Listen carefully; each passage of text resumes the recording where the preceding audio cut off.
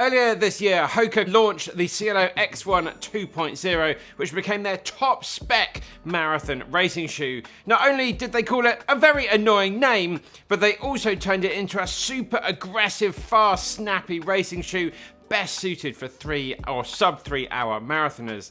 So it left a lot of us wondering what they would do with the Rocket X, which was their flagship carbon racing shoe before the Cielo. Would it be phased out, or could Hoka give us enough of a refresh to stand out on its own in its new range? Well, here we have the Rocket X3, and I've really enjoyed testing it out. But how is this different from the outgoing Rocket X2? Who's this shoe for, and how exactly does it fit into this new restructured lineup? We'll be answering all that and more in today's full in-depth review. As I mentioned, there's quite a few changes with this shoe, so let's get stuck into those now. Right, let's have a chat about everything that's new in version 3. We've got a slightly different shaped carbon plate in the shoe. They've now added these winglets in there on the lateral side just to help increase that stability. We've got a different outsole on the bottom of the shoe. Hoka say that's now a little bit more grippy, a little bit more sticky now in those corners. We've got a different upper material here. Gone is the technical synthetic mesh upper, and we now have this jacquard warp knit upper with the shoe. We've got a new tongue construction as well. The gusset, for some reason, has been removed, plus there's a lot of extra padding around the heel, which for me is a really welcome update versus version 2. Hoka have added 4mm of stack with the shoe and an extra 2mm of drop as well, so it does ride a little bit different. Price has remained the same, but I'll touch on that a little bit later on in the video. And for me, this new version 3 was 14 grams lighter than the outgoing version 2.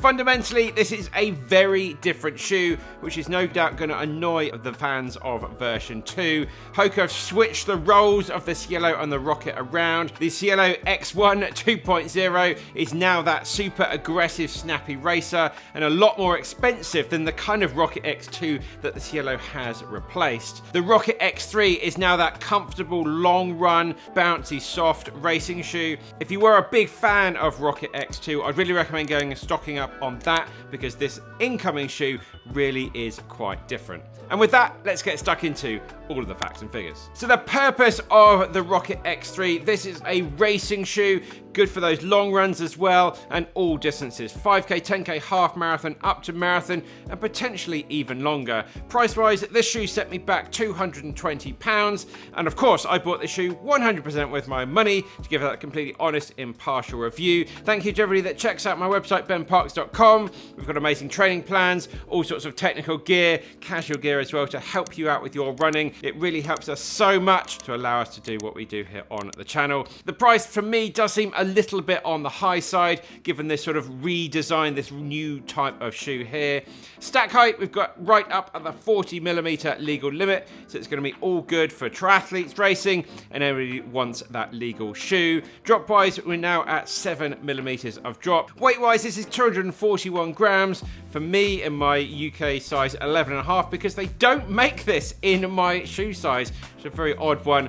They don't make it in a 12, so got a half a size down, and it was just a little bit on the small side. It was okay, but I really would recommend going true to size if you can. The upper of the shoe, we now have that jacquard warp knit upper. Midsole, we've got a dual density Pipa foam with that winged carbon plate. It's definitely a bouncy ride for sure. Outsole, well, Hoka are just saying we've got some sticky rubber.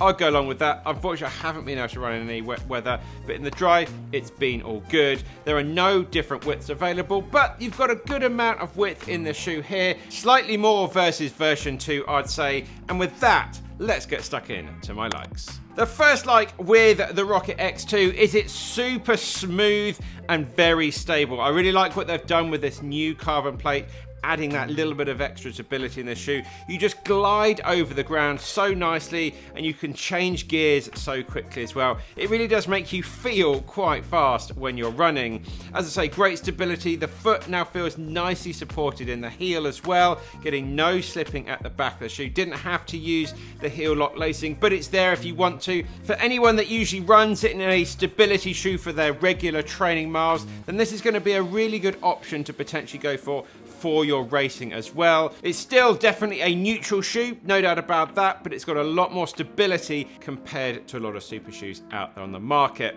My second like with this shoe, just the fit and comfort for me is so much better than version 2. You've got a lot more padding around the heel. It just fits a lot better for me, and it's just a more comfortable shoe overall. Third like with this shoe, it's not super aggressive with the geometry that makes it a really good option for, I'll just say, regular runners. People running a 3-hour marathon, 3.5, 4, 4.5, 5-hour marathon. This is going to be a really good option to go for. Sub 3 runners, probably going to be a little bit better with the Cielo.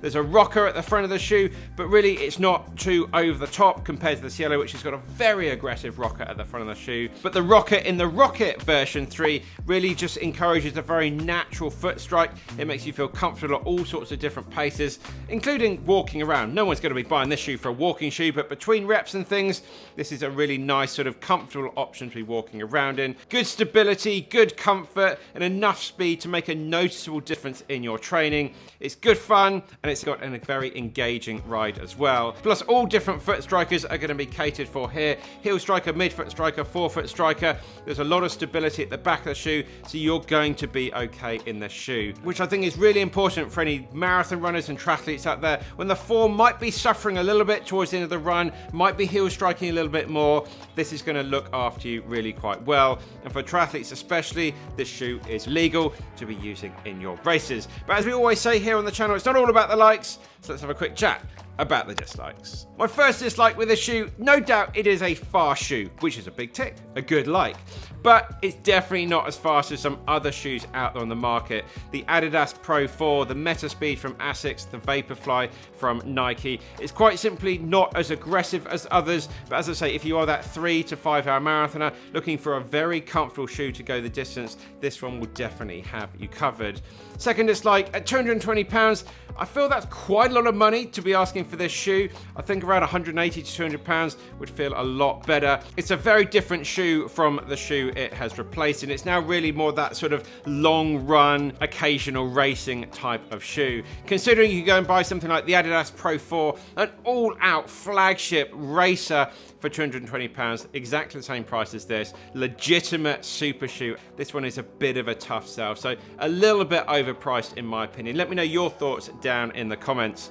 My third dislike with this shoe, there's been a lot of comments on this colorway. Let me know what you think of it. It is a bit dull, it's a bit boring. Lovers or haters, let me know what you are. What do you think? Is it boring? Do you like simple or bright colors? In my opinion, no one does colorways quite like Nike out there, but yeah, it's just a bit dull and bland. But there we go.